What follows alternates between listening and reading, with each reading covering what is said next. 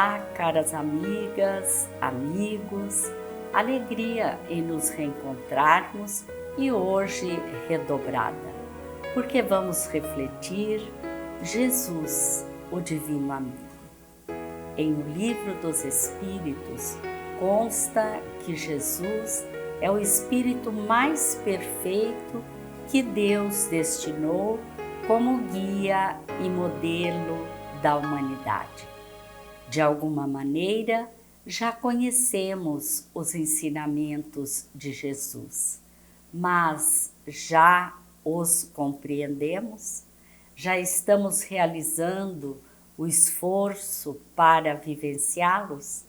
Nossas reflexões de hoje serão sobre Jesus, da manjedoura à cruz. E quem vai nos proporcionar esses momentos é Eulália Bueno, palestrante, autora de vários livros, dos quais destacamos A Conquista da Felicidade, Superando a Ansiedade, No Silêncio dos Claustros. Olá, querida Eulália, a nossa gratidão e alegria por estar aqui conosco. A alegria, a gratidão é toda minha, Ivone. Muito obrigada por este momento de reflexão tão importante e que juntas possamos levar aos que nos assistem a paz do Cristo e o objetivo dele para o futuro da Terra. Muito obrigada, Eulália. Jesus, o ser mais perfeito que veio à Terra. Por certo, houve uma preparação muito especial para a sua vinda, não é, Eulália? Com certeza. Nas próprias falas de Jesus, no transcorrer do seu messianato, ele foi fazendo essas afirmativas quando vemos em João dizendo: eu e o Pai somos um. E mais de uma forma curiosa, quando ele afirma: antes que Abraão existisse, eu sou. Dá até uma conotação de que o verbo está colocado no tempo errado, mas não está. Ele quis dizer antes da existência da Terra, antes da chegada do primeiro patriarca da humanidade, eu já estava na categoria de espíritos puros, que são aqueles, conforme nos relata André Luiz, no Evolução em Dois Mundos, no seu capítulo 1, Fluido Cósmico. Também a Revista Espírita, em alguns números interessantes, vamos deixar aqui fevereiro de 1868 e março, quando encontramos dois materiais muito interessantes. Espíritos Marcados e os Messias do Espiritismo. O que seriam os Messias para o Espiritismo? Então nós vamos perceber, juntando a narrativa de Emmanuel, no livro A Caminho da Luz, que Jesus é um dos espíritos intitulados co-criadores em plano maior, que absorve o halo mental do Criador, que nós conhecemos por fluido cósmico universal, e com ele tudo cria: sóis, estrelas, planetas, sistemas solares, galáxias. Então Jesus foi o arquiteto do planeta Terra. Ele recebeu de Deus algumas importantes observações quanto aos espíritos que a habitariam. E ele precisava reunir todas as condições para que nela estagiassem espíritos imperfeitos, espíritos primitivos, aqueles que davam os primeiros passos na humanidade com espírito em letra maiúscula, e aqueles que, degredados de mundos que avançavam, necessitavam viver experiências mais materiais. Então ele não escolheu o lugar. Esse lugar foi calculado milimetricamente para oferecer-nos a menos sofrida condição de vida e não nos atirar ao desânimo, à falta de objetivo, fazendo valer que todos nascemos simples e ignorantes, mas que o nosso destino final é a angelitude. Então, esse é Jesus. Ele construiu a casa onde, como irmão mais velho, como guia e modelo da humanidade, da junção dessas categorias de espíritos, iria nos mostrar o caminho. O fato de Jesus ter nascido em uma manjedoura tem um significado? Tem. Eles, atendendo o censo de Augusto, saíram a caminho de Belém, Maria no final do processo gestacional, e embora procurando alguns lugares onde acomodar a Divina Mãe, e encontrando sempre os olhares maliciosos que viam José como um velho, aliciando uma quase menina de uma beleza incomparável. Então José, precavendo que poderia haver alguma investida maliciosa sobre a sua esposa, e ciente da responsabilidade que tinha para com o menino que nasceria, porque foi mediunicamente, hoje nós entendemos, advertido por aquele que intitularam Anjo Gabriel.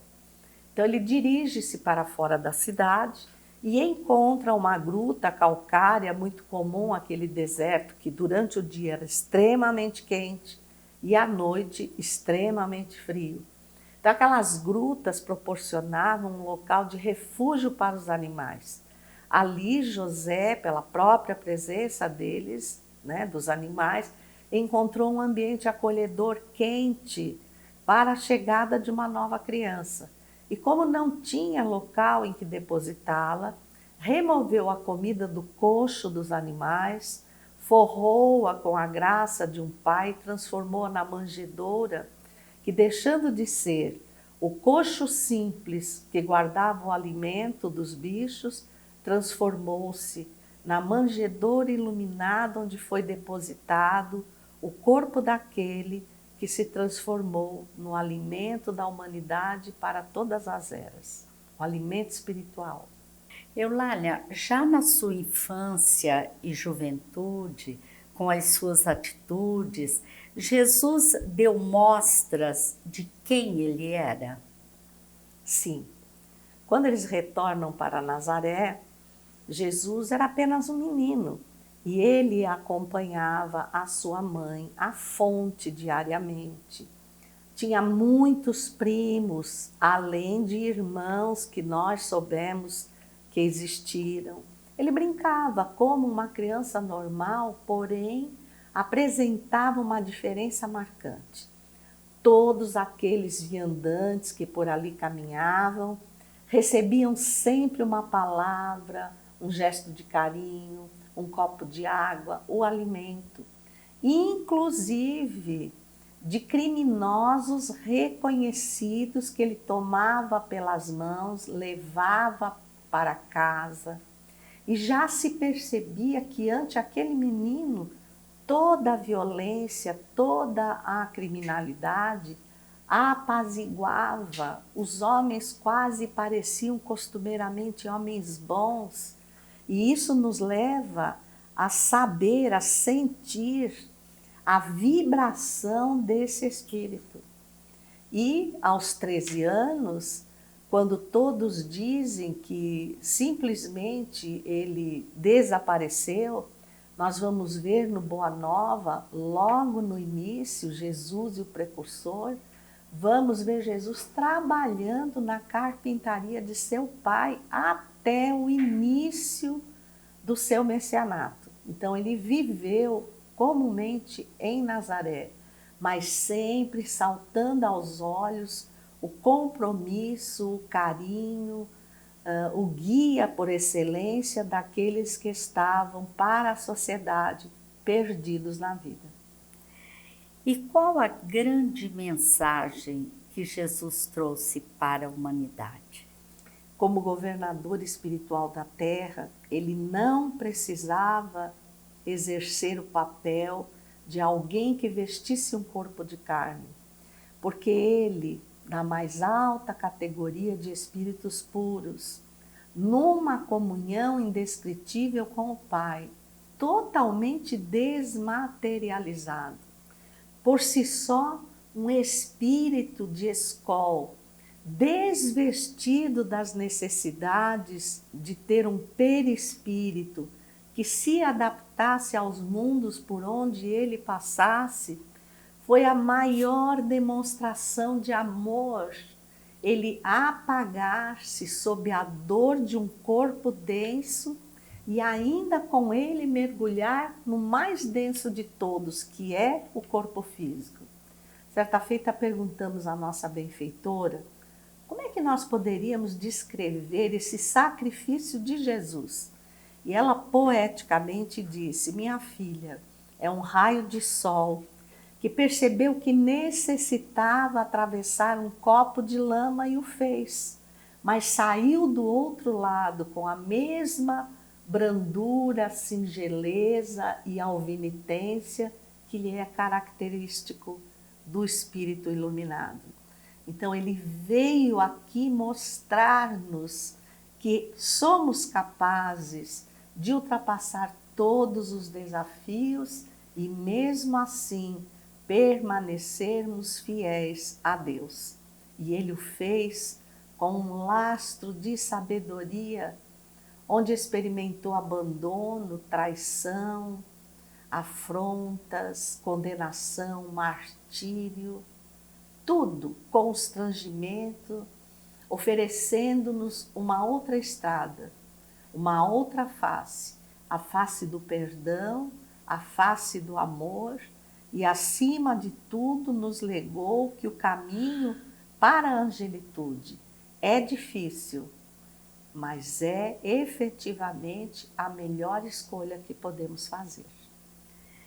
É tão importante isso, né, que nos momentos de dificuldades na nossa vida, além de pedir ajuda a Jesus, né, nós devemos pensar o que Jesus faria se estivesse em meu lugar, não é?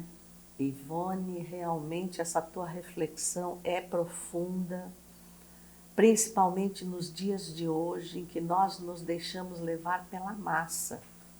Se Jesus se permitisse levar pela massa, ele seria mais um corrupto sobre a terra. Então essa lição ele nos deixou com galhardia. E ele disse: nem sempre para onde caminha toda a multidão está o caminho correto. Então, se seguires o que se considera normal, nem sempre estarás caminhando em direção ao que é moral. Jesus, em nosso lugar hoje, teria absoluta coragem de escolher o que moralmente é correto. Ele poderia ter nascido nas mais altas castas nobres, intelectuais, econômicas, nos guerreiros, né, nos generais, nos senadores, em Israel. Mas ele veio desvestido de tudo, numa manjedoura humilde, para nos dizer que para vencermos a nós mesmos e angariarmos efetivamente o direito de sermos chamados filhos de Deus, nós podemos usar a travessia do mundo, mas não precisamos contaminar-nos dela. Esse é um caminho seguro, mas extremamente difícil.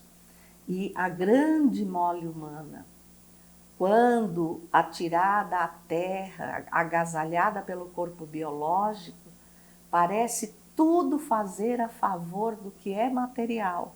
E ano após ano vai se esquecendo da sua origem espiritual.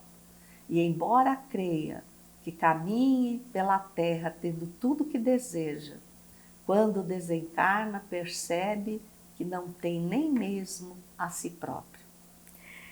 Eulália, você poderia nos dizer por que o Espiritismo é considerado o consolador prometido por Jesus? Sim, porque o Espiritismo, ele reúne em sua essência a palavra do mundo espiritual, mas não é de um espírito só.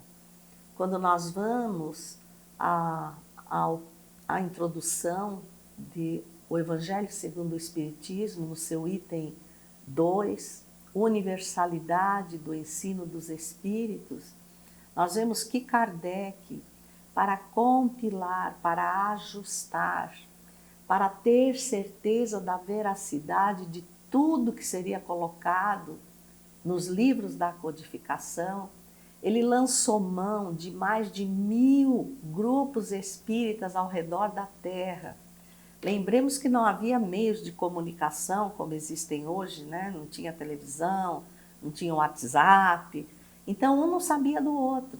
E começaram a vir mensagens que, colocadas de forma linear, a sua essência era exatamente a mesma, e é algo que até hoje o espírita não compreende. A cultura, a linguagem, o idioma pode diferir, mas a essência, a finalidade, quando o espírito sopra em vários médiuns, os médiuns falam do seu jeito, mas a essência é do espírito.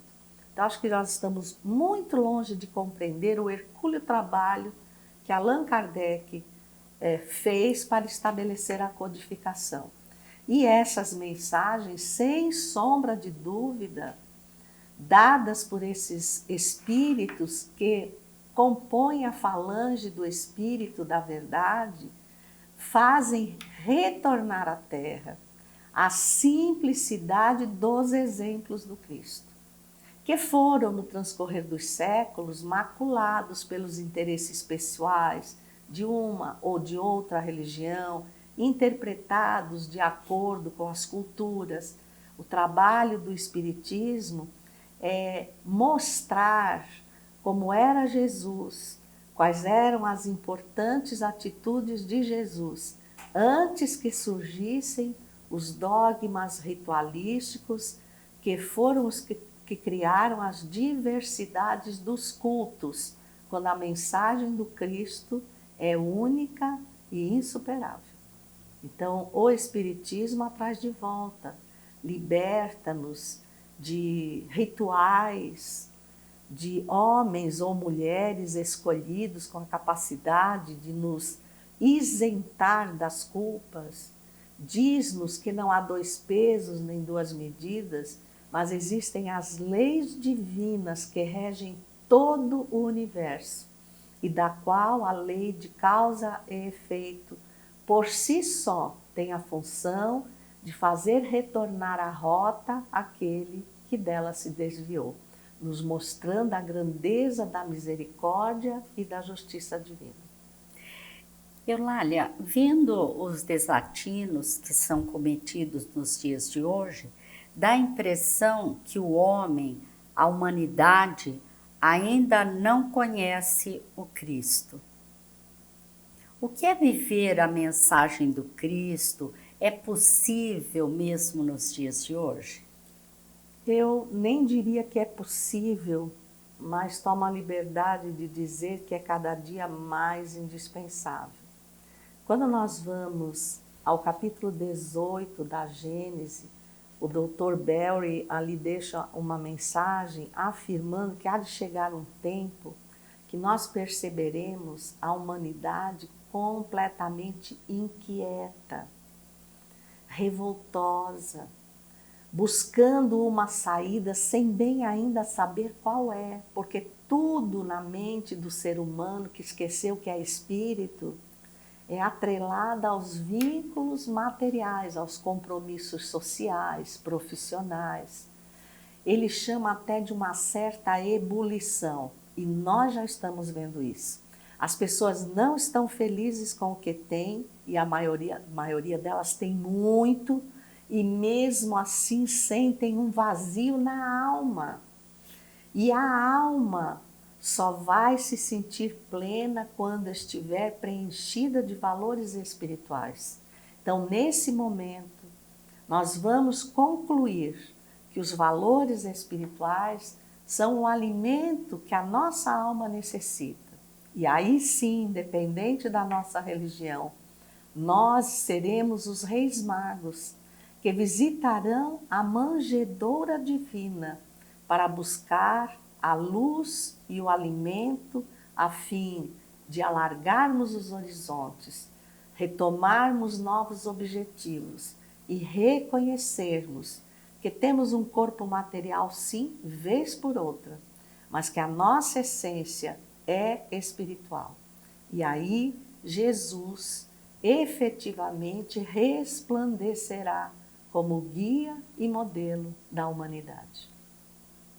Muito obrigada, Eulália. Muito obrigada por essas palavras tão claras, tão carinhosas. A gratidão é minha, Ivone, mais uma vez, que você por muitos anos mantenha este programa que clareia mentes e consola corações. Muita paz, minha irmã. Muita paz a você também. Não deixem de acessar o site momento.com.br, onde estão as mensagens do Momento Espírita, que desde 1992 vem semeando esclarecimentos e consolo. Muito obrigada pela companhia, com nossos votos de muita paz.